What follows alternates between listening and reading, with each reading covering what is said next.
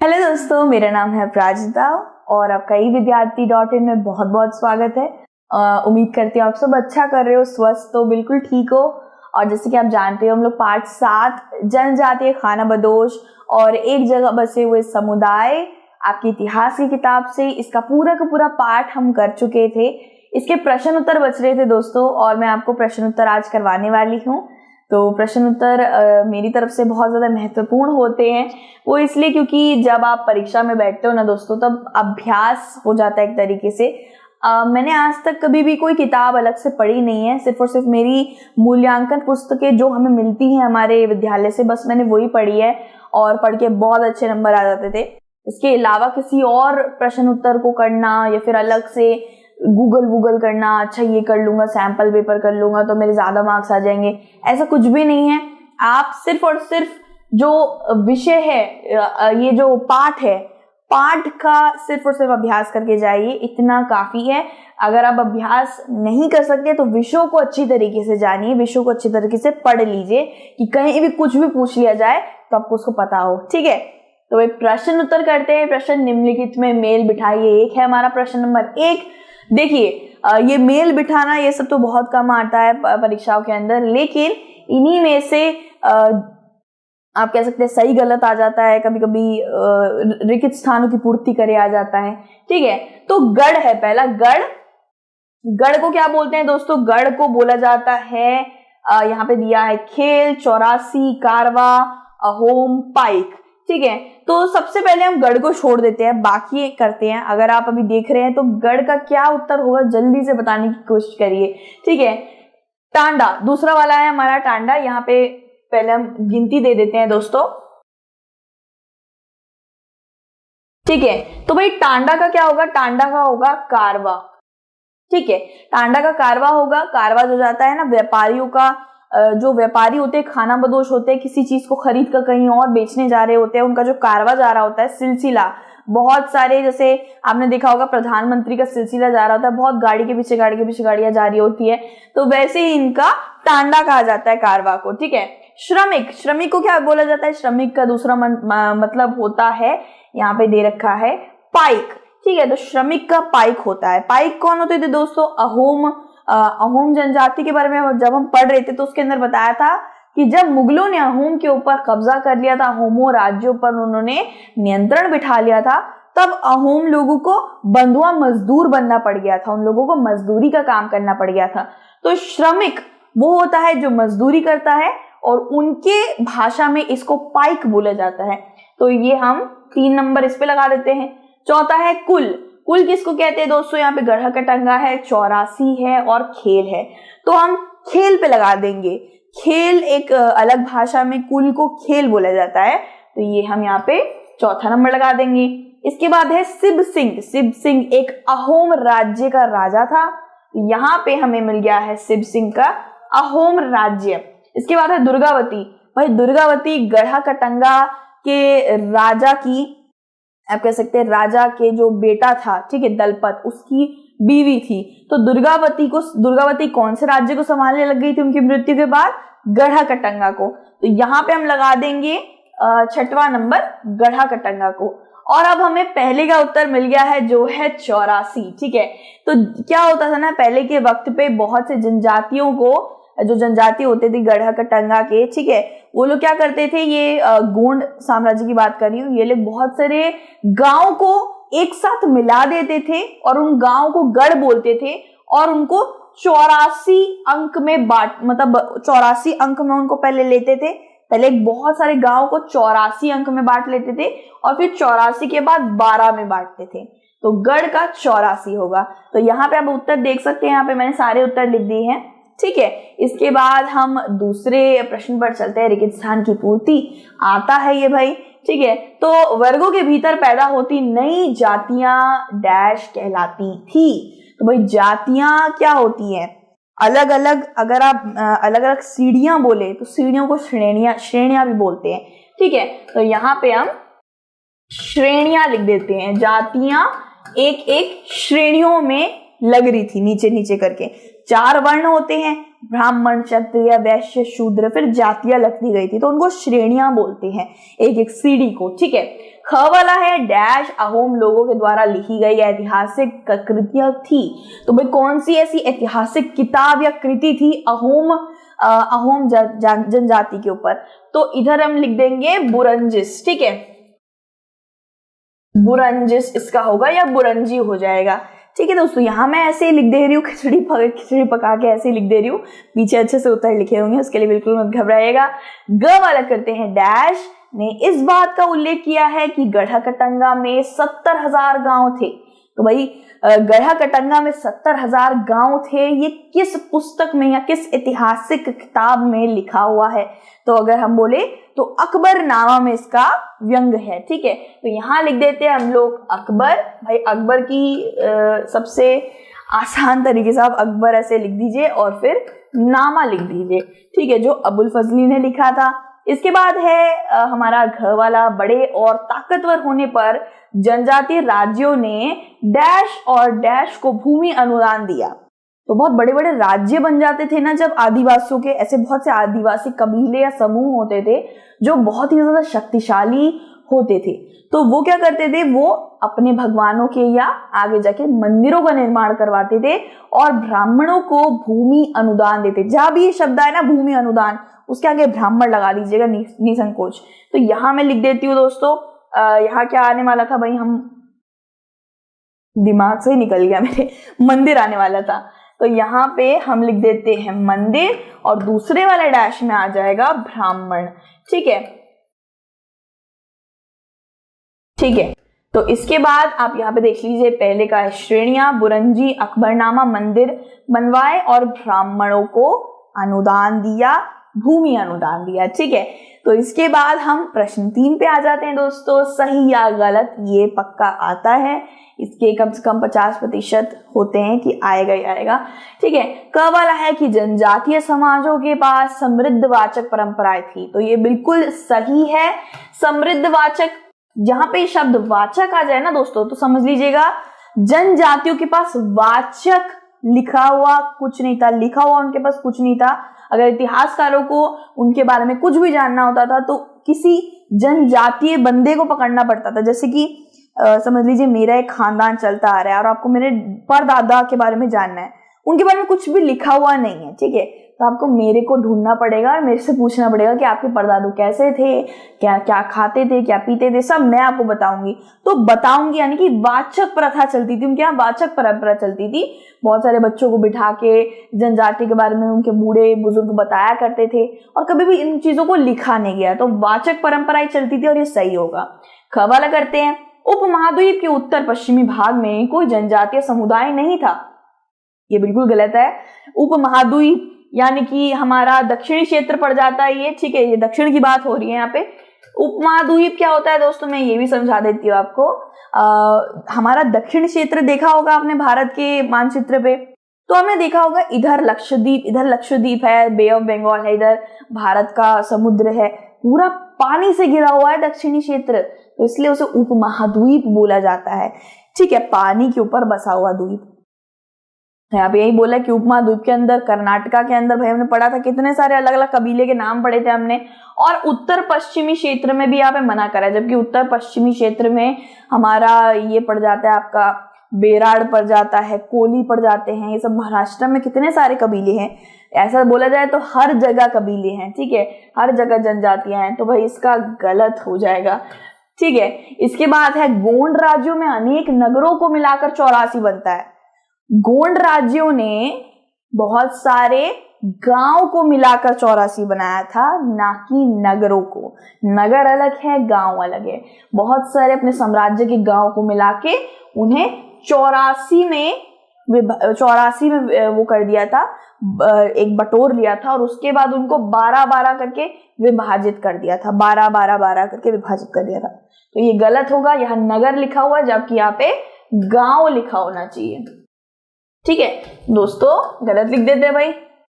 Okay जी, तो भाई घ वाला करते हैं। भील उपमहाद्वीप के उत्तर पूर्वी भाग में रहते हैं। उत्तर पूर्वी भाग में कैसे आ गए भाई? उत्तर पूर्वी भाग में तो अहोम और नागा जैसे लोग रहते हैं। ये उत्तर पूर्वी उर्फ नॉर्थ ईस्ट के बारे में बात हो रही है, जहाँ पे म्यांमार, असम, मेघालय, मणिपुर इन सब की बात हो रही है। और भील आपको मध्य भारत में मिलेगा, यानी कि छत्तीसगढ़, झारखंड, मध्य भारत में भीड़ है। ठीक है, तो आपको याद रखना है कि मध्य भारत और उत्तरी पश्चिमी भाग में पड़ता है, ना कि उत्तर पूर्वी भाग में। तो ये भी भाई गलत है। मेरे को लगता है तीनों के तीनों गलत है, बस एक ही सही था, है ना, ये वाला। पहले वाला सही था कि वाचक प्रथा वो लोग इस्तेमाल करते थे सारे जनजाति। तो भाई 3 प्रश्न हमने ऐसे ही कर डाले जल्दी जल्दी। चौथे प्रश्न पे हम लोग चलते हैं। खानाबदोश पशुचारकों और एक जगह बसे हुए खेतीहरों के बीच किस तरह का विनिमय होता था? तो यहाँ पे बताया है कि कैसे करके एक जनजातीय लोग जो रेगिस्तान जंगलों में रहा करते हैं और कैसे करके शहर में रहने वाले लोग जो किसी तरीके का काम करते हैं, कारीगरी करते हैं, किसान हैं, इन दोनों में वार्तालाप कैसे होता था? क्या ये दोनों जुड़े हुए थे? क्या ये एक दूसरे की सहायता करते थे किसी तरीके से, या फायदेमंद कुछ ऐसा इनके बीच में कोई था, धागा बंधा हुआ था? तो ये हमें पूछा गया है कि क्या खानाबदोश, पशुचारक, इन सब खेतीहरों से या शहरों से लोग संबंध रखते थे? तो भाई मैं आपको बीच में एक चीज बोलना चाहूंगी दोस्तों कि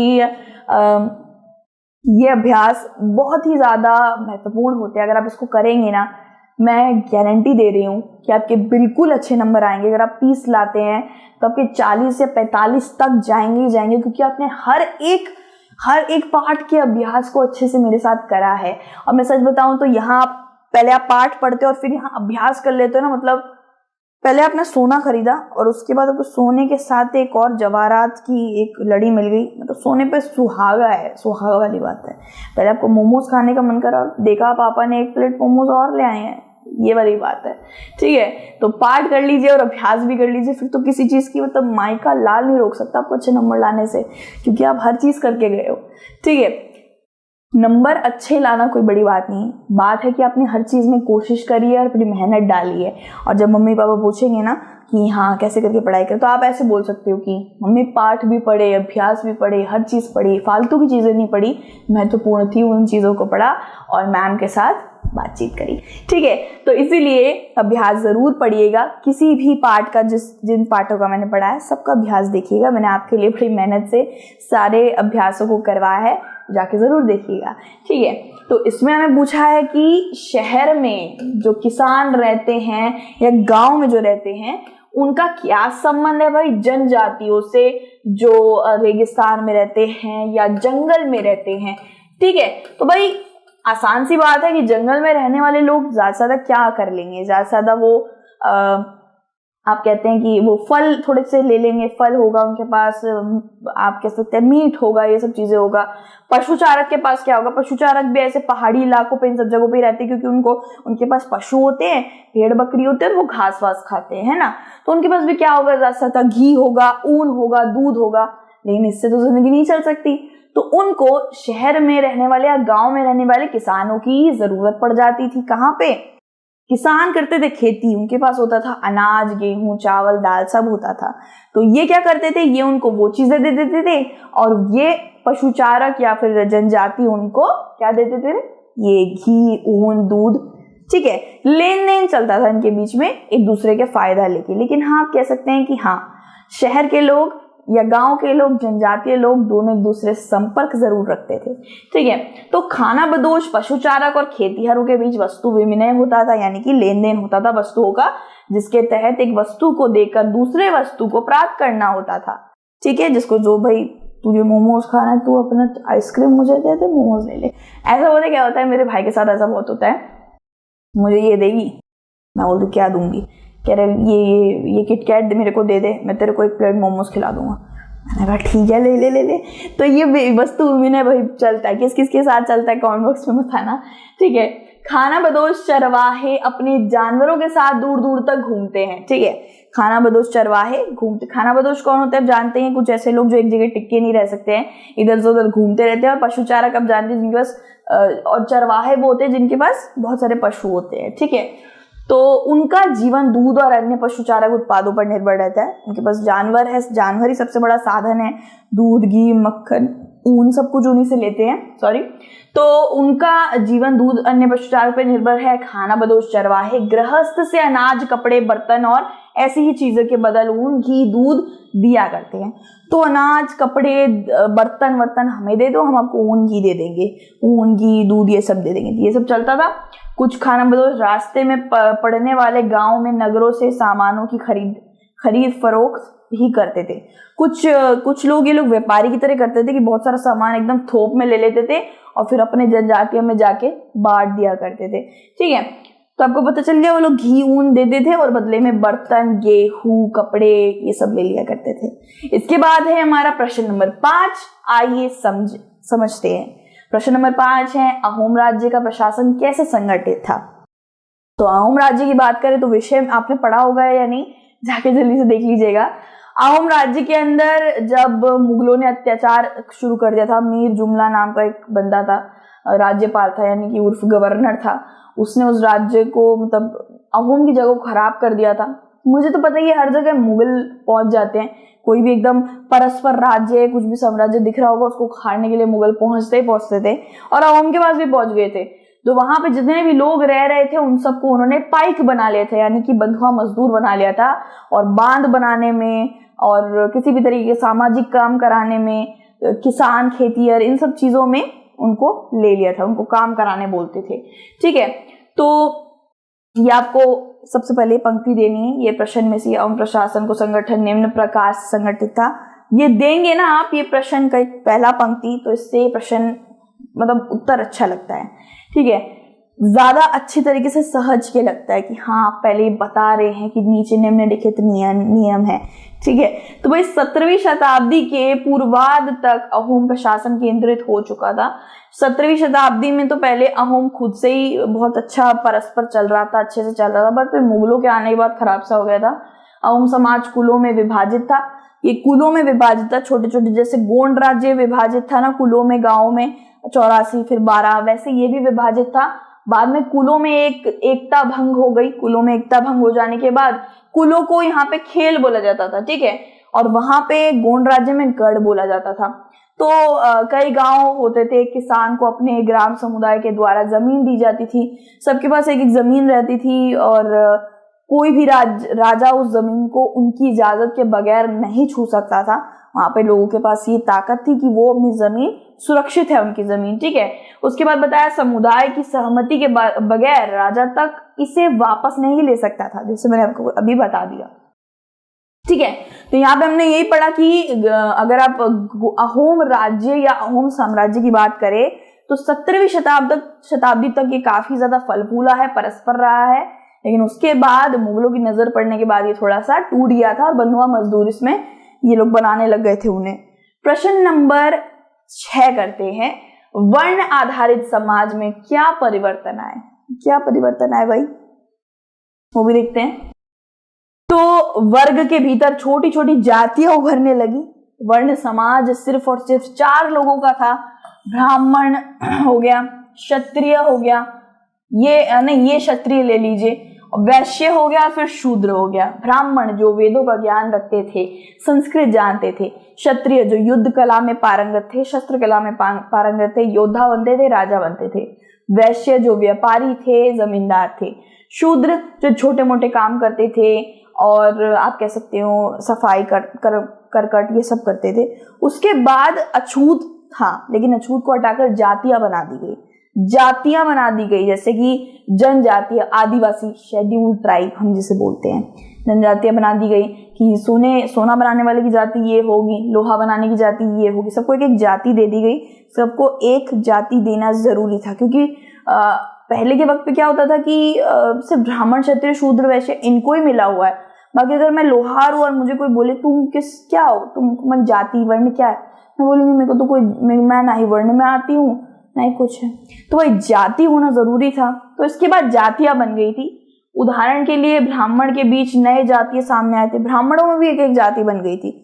कान्य खुज ब्राह्मण, सांडल्य पुत्र ब्राह्मण, मैं सांडल्य गोत्र में हूँ, मेरा सांडल्य गोत्र ब्राह्मण हूं मैं। ठीक है, तो अलग अलग छोटी छोटी जातियां बन गई थी उनमें भी। दूसरी ओर कई जनजातियों और सामाजिक समूहों को जाति विभाजन समाज में शामिल कर लिया गया और उन्हें जातियों का दर्जा दे दिया गया। जैसे मैंने आपको बताया, लोहार, सोनार, कलाकार, मिस्त्री, सबकी एक एक जाति बन गई। अब ये लोग भी नामचीन माने जाने लगे। ब्राह्मण द्वारा शिल्पियों, सोनार, लोहार, बढ़ई, राजमिस्त्री, सबको एक एक जाति मिली, एक मान्यता मिली। ठीक है, वर्ण की बजाय जाति समाज संगठन का आधार हुआ। तो वर्ण के बजाय वर्ण अपना नहीं, सबको एक एक जाति मिल गई। वर्ण तो पहले से बने हुए थे। ठीक है, ब्राह्मण सबसे ज्यादा आगे माने जाते थे। नए क्षत्रिय वंश और शक्तिशाली हो गए थे। क्षत्रिय बहुत शक्तिशाली हो गए थे उस वक्त पे जब ये जातियां बन रही थी। 18वीं 17वीं शताब्दी की बात बता रही हूँ। ठीक है, तो अब करते हैं प्रश्न नंबर 7। ठीक है, प्रश्न नंबर 7 है, एक राज्य के रूप में संगठित हो जाने के बाद जनजातीय समाज कैसे बदला। एक राज्य में रूप में संगठित होने के बाद जनजातीय समाज कैसे बदला, जनजाति में क्या अलग अलग बदलाव है। ठीक है, तो हूण, चंदेल, चालुक्य और कुछ दूसरी वंश परंपराओं में से कुछ पहले जनजातियों में आते थे, बाद में कई कुल राजपूत मान लिए गए थे। धीरे धीरे उन्होंने पुराने शासकों की जगह ले ली, विशेष कृषि वाले क्षेत्रों में। यहाँ पे ये बताया कि बहुत से ऐसे छोटे छोटे जनजाति होते थे जो काफी ज्यादा ताकतवर होते थे, परस्पर होते थे। उनको लगता था कि हाँ, वो किसी और को हरा के थोड़ा अपना वंशज और ये साम्राज्य बड़ा कर सकते हैं। तो वो क्या करते थे, बाकी शासकों को हरा के वो कोशिश करते थे कि वो भी बड़े साम्राज्य बना ले। और लेकिन एक दिक्कत थी कि वो जनजाति ही माने जाते थे, वो जाति माने जाते थे, वो क्षत्रिय नहीं माने जाते थे। तो ब्राह्मणों की सहायता से वो खुद को क्षत्रिय भी बना लेते थे।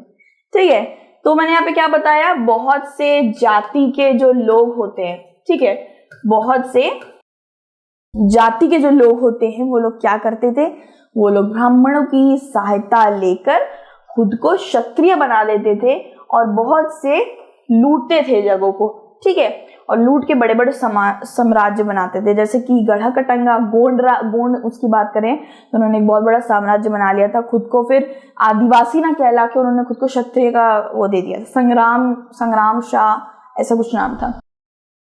शासकों के रूप में राजपूत गोत्रों के उदय के उदाहरण का जनजातीय लोगों ने अनुसरण किया।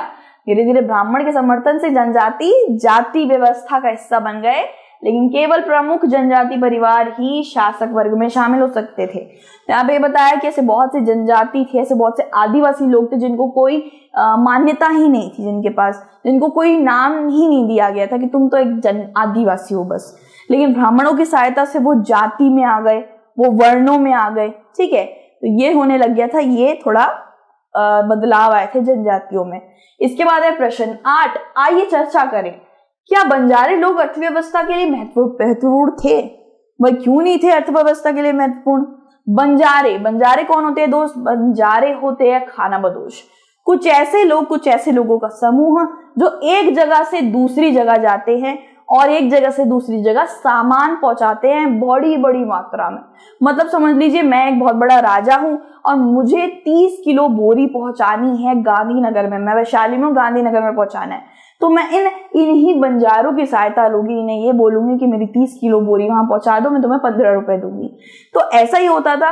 ये बंजारे एक खानाबदोश कहलाते थे, यानी कि एक जगह से दूसरी जगह घूमते रहते थे और इनको बहुत सारा, अंग्रेजी में बोले तो डिलीवरी का काम दिया जाता था। ठीक है, तो ये जरूर महत्वपूर्ण थे, बिल्कुल महत्वपूर्ण थे, वरना उस वक्त में भाई लैम्बोर्गिनी, फरारी नहीं होती थी, तो बड़े बड़ी ट्रक भी नहीं होते थे, तो इनकी ही सहायता से चीजें इधर से उधर पहुंच जाती थी बड़ी आसान तरीके से।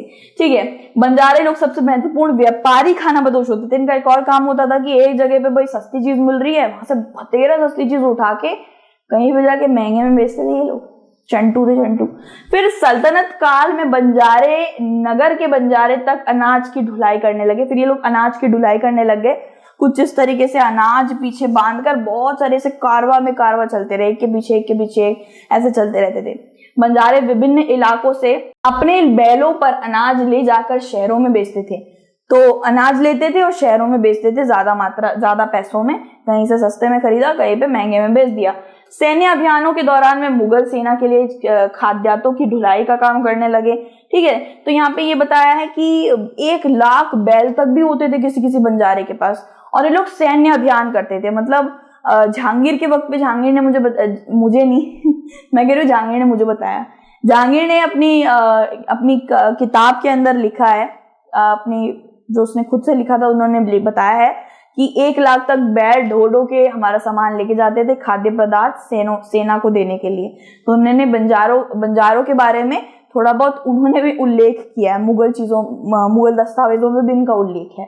ठीक है, वही बहुत ज्यादा महत्वपूर्ण थे, एक तरीके से डिलीवरी पार्टनर थे और व्यापारी भी बहुत अच्छे थे। ठीक है, प्रश्न नंबर 9 ये हमारा आखिरी प्रश्न है और बहुत बहुत धन्यवाद, आपने अभी तक ये सारा अभ्यास मेरे साथ करा है। जिन्होंने करा है उसके बहुत बहुत धन्यवाद। ठीक है, तो मेरे चंटू माई हो। उसके बाद प्रश्न नंबर 9 है, ये आखिरी प्रश्न है, जल्दी से करते हैं। गोंड लोगों का इतिहास अहोमों के इतिहास से किन मायनों में विभिन्न था, क्या कोई समानता भी थी? तो भाई गोंड को किससे बोला गया है? गोंड को भाई अहोमों से सम्मानित करा गया है कि इन दोनों में क्या कोई अलग चीज थी, अलग बात थी। तो गोंडवाना जगह से आते थे, ये बहुत प्रमुख जनजाति थे और देखा जाए तो अहोम ब्रह्मपुत्रा में आ गए थे, म्यांमार से आए थे। एक जगह है गोंड जो एक अलग ही जंगल से आते थे और एक जगह है पूर्वी दिशा से आने वाले कौन? अहोम, जो म्यांमार से आते थे। ठीक है, ये दोनों ही बहुत ही ज्यादा प्रमुख और ताकतवर निवासी कहलाते थे, गोंड और ये दोनों। गोंड देखिए मैंने यहाँ पे थोड़ी बहुत समानता दे ही दी। गोंड यहाँ के मूल निवासी थे जबकि अहोम म्यांमार से आकर बसे थे। गोंड जिस जंगल में रहते थे गोंडवाना नाम के, वो उधर के मूल निवासी थे, हमेशा से उनकी जड़ें वहीं की रही है। लेकिन अहोम म्यांमार से ब्रह्मपुत्र आए थे, तो वो कौन हुए? निवासी हुए, एक जगह से दूसरे की जगह आने वाले, एक जगह के निवासी वो नहीं थे। ये गोंड की तस्वीर है और ये अहोम की तस्वीर है। गोंड कहीं और हमारे देश के कहीं और से आते हैं और ये पूर्वी जगह से आते हैं। फिर है गोंड आग्नेय अस्त्रों का प्रयोग नहीं जानते थे जबकि अहोम उच्च स्तरीय बारूद और तोपों के निर्माण में सक्षम थे। गोंडवाना राज्य अहोम राज्य की तुलना में बड़ा था। गोंडवाना राज्य 70,000 गांवों के साथ बहुत बड़ा था। गोंडवाना गढ़ा कटंगा कहलाता था। लेकिन एक चीज और है कि अहोमों को बारूद और तोपों का इस्तेमाल करना आता था, वहां गोंडवाना को या गोंड लोगों को नहीं आता था। भाई ऐसे करके भाई लड़िया बना दीजिएगा, हमने आपको बता ही दिया है। ठीक है भाई, शुक्रिया मत बोलिए। ठीक है भाई, तो नाटक वाटक कम हुआ, ठीक है, नहीं करती। अच्छा, तो भाई यहाँ हमारा पाठ खत्म, विषय खत्म, सब खत्म। अब ये प्रश्न उत्तर भी हमने खत्म कर दिए। बहुत बहुत शुक्रिया, आपने प्रश्न उत्तर देखे और अच्छे से उनका अभ्यास किया। बस मुझे यही चाहिए था, आप किसी भी चीज को ना छोड़े और मेरी तरफ से किसी चीज की कमी ना रहे, मैं यही देखती हूँ। अपना ध्यान अच्छे से रखिएगा और भगवान जी आपको बिल्कुल ठीक रखे। कमेंट बॉक्स में बताइएगा आपको प्रश्न उत्तर कैसे लगे। चलिए फिर से आपसे मिलेंगे किसी और पाठ या प्रश्न उत्तर में। ई विद्यार्थी आपके लिए हमेशा से तत्पर है, आपके साथ है, आपका दोस्त है। अपना ध्यान रखिएगा। Take care and bye.